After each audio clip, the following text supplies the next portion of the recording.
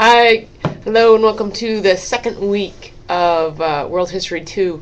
And first of all, I'd like to say that I'm just thrilled with your enthusiasm for the course and the wealth of experience and interest that you are all bringing. The introductory discussion forum was just so much fun to kind of meet you guys and watch you interact. I think this is going to be a really great community of learners.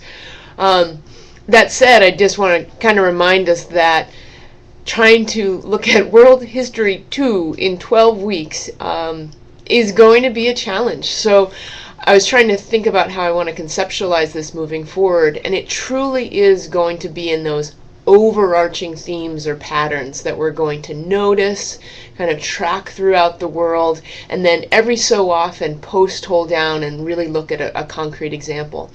So if we don't get to something that you'd like to talk about, feel free to bring it up in the discussion forum or work it into one of your more formal posts so that you can explore your own interests as well.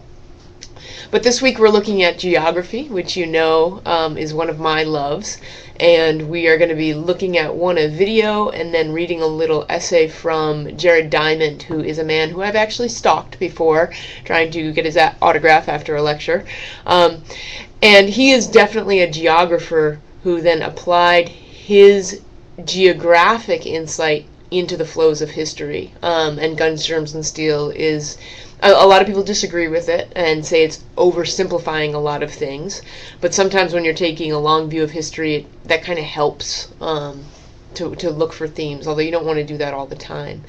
But we want to be thinking about, as we look at world history, place, location, regions, and the movement of people across those regions, and then of course underpinning all that, how humans have interacted with their environment in those different regions, places, locations, how they moved to do these things. And those are, of course, the 5 themes of geography.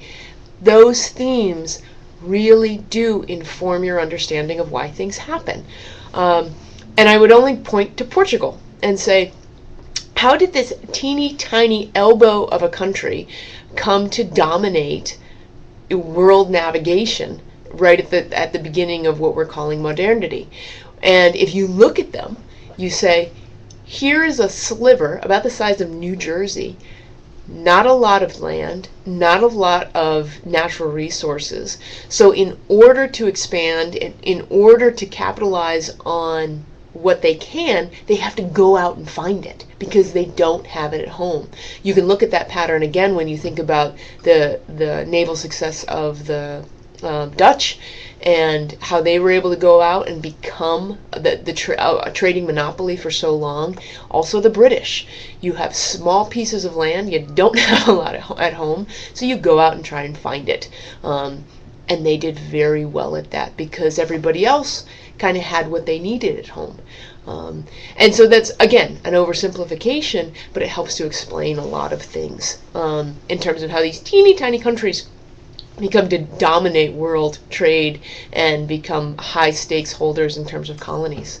So a geographic understanding just helps to explain a lot of things in history. And as we move forward, I just want to make sure that we're always kind of keeping that in mind. But here we go, and I hope this was helpful in terms of framing this week for us.